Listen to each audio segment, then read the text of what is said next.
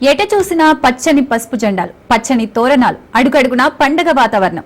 ఎవరిని కదిలించినా ఉరకలెత్తే ఉత్సాహమే. టీడీపీ నాయకులు, కార్యకర్తలు పెద్ద పండగగా భావించే మహానాడు నేటి నుంచి కడపలో గడపలో అంగరంగ వైభవంగా ప్రారంభం కానుంది.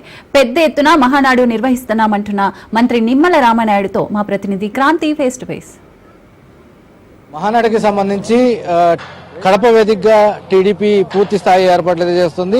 ప్రస్తుతం మనం ఏదైతే మహానాడు ప్రాంగణం ఉందో అక్కడ ఉన్నాం. దీనికి సంబంధించిన ఏర్పాట్లన్నీ కూడా మంత్రి నిమ్మల రామానాయుడు దగ్గరుండి కూడా పర్యవేక్షిస్తున్నారు. పూర్తి స్థాయి ఏర్పాట్లు ఇక్కడ ఏ రకంగా జరుగుతున్నాయి, మహానాడుకి సంబంధించి జరుగుతున్న ఏర్పాట్లు, లక్షలాది మంది కార్యకర్తలు, అటు టీడీపీకి సంబంధించిన కుటుంబం సభ్యులు ఒక కుటుంబ పండుగగా కూడా ఇక్కడ మహానాడు నిర్వహిస్తుంటారు. దానిలో భాగంగానే వచ్చే వాళ్ళెవరికి కూడా ఇబ్బందులు కలగకుండా పూర్తి స్థాయి ఏర్పాట్లు అయితే దగ్గరుండి మంత్రి పర్యవేక్షిస్తున్నారు. ప్రస్తుతం మనతో పాటు మంత్రి నిమ్మల రామానాయుడు కూడా ఉన్నారు.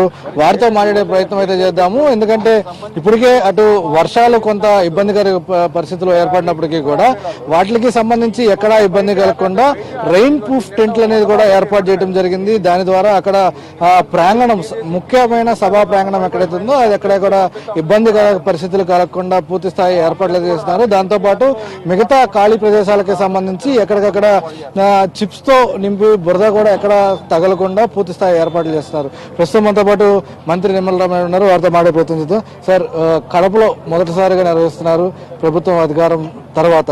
ఏ రకంగా ఉండబోతుంది గత మహానాడులకి ఈ మహానాడుకి సంబంధించి? ఏదైతే మహానాడు అని అంటే ఈవేళ పార్టీ కార్యకర్తలకి కాదు, యావత్తు తెలుగు జాతి కూడా ఒక పెద్ద పండుగ. అటువంటి మహానాడుని కూడా కూటమి ప్రభుత్వం అధికారంలోకి వచ్చిన తర్వాత రాయలసీమలో కడపలో నిర్వహిస్తూ ఉన్నాం. ఎందుకంటే మీ అందరికీ తెలుసు, ఎన్టీ రామారావు గారు పార్టీ పెట్టిన తర్వాత ఎటువంటి మంచి స్పందన రాయలసీమలో వచ్చిందో అంతకు మించి మొన్న 24 ఎన్నికల్లో రాయలసీమలో మనందరం కూడా చూసినటువంటి పరిస్థితి.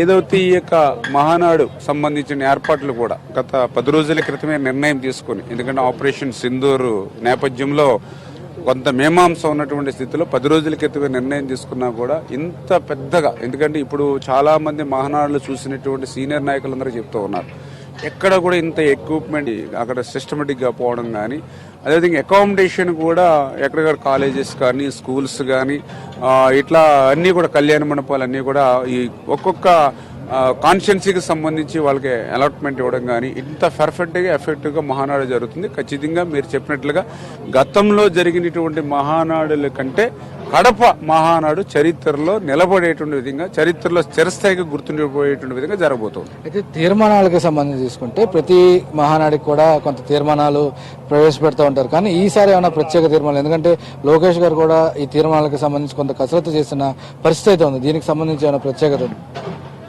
మీరు చెప్పినట్లుగా గతంలో కంటే భిన్నంగా ఈరోజు తీర్మానాలు ఉండాలి, మహానాడుని నడపాలి అనేటువంటి ఆలోచన నారా లోకేష్ బాబు గారికి ఉంది.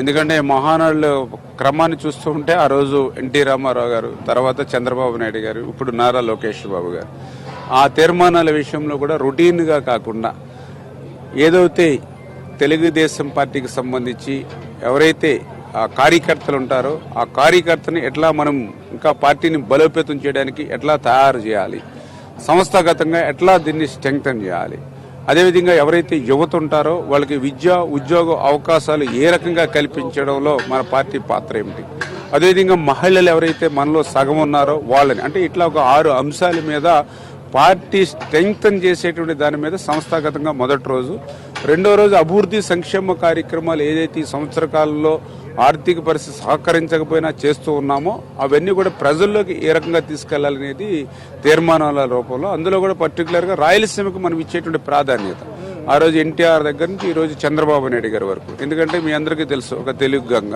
హంద్రీనివ, గాలేరు నగరి, ఎల్ఎల్సి, ఒక హెచ్ఎల్సి, ఒక కడప కర్నూలు కేసీ కెనాల్, ఇట్లా ఏ ప్రాజెక్టు పేరు చెప్పినా గుర్తొచ్చేది తెలుగుదేశం పార్టీ, ఎన్టీఆర్, చంద్రబాబు నాయుడు. వీటితో పాటు ఎన్నో సంక్షేమ కార్యక్రమాలు, పెన్షన్స్ 4,000, 6,000, 15,000 రూపాయలు, అదేవిధంగా డిఎస్సి నోటిఫికేషను, 5 రూపాయలకి అన్నా క్యాంటీన్, 20,000 రూపాయలు మత్స్యకారులకి వేట నిషేధ సమయంలో సాయం అందించడం, ఇట్లా ఎన్నో సంక్షేమ అభివృద్ధి కార్యక్రమాలు ఏవైతే ఈ రాష్ట్రంలో జరుగుతున్నాయో అవి కూడా ప్రజల్లోకి ఏ మాదిరిగా మనం కార్యకర్తలు తీసుకెళ్లాలి, పార్టీ రకంగా తీసుకెళ్లాలి అనే దాని మీద కూడా చర్చనీయాంశంగా కూడా ఉంటుంది. Thank you. మొత్తంగా కూడా పూర్తి స్థాయిలో మహానాడుకి సంబంధించిన ఏర్పాట్లు మంత్రి అయితే దగ్గరుండి పర్యవేక్షిస్తున్నారు. దాంతోపాటు ఖచ్చితంగా మహానాడులో ఏవైతే తీర్మానాలు ఉన్నాయో అవన్నీ కూడా రాష్ట్రానికి ఉపయోగపడేలాగా, ప్రజలతో పాటు అటు యువతకి ఉపయోగపడేలాగా ఈసారి తీర్మానాలు ఉండబోయేదంటూ కూడా చెప్తున్న పరిస్థితి. ఇదే ఇక్కడ వస్తే ఓటు స్టూడియో.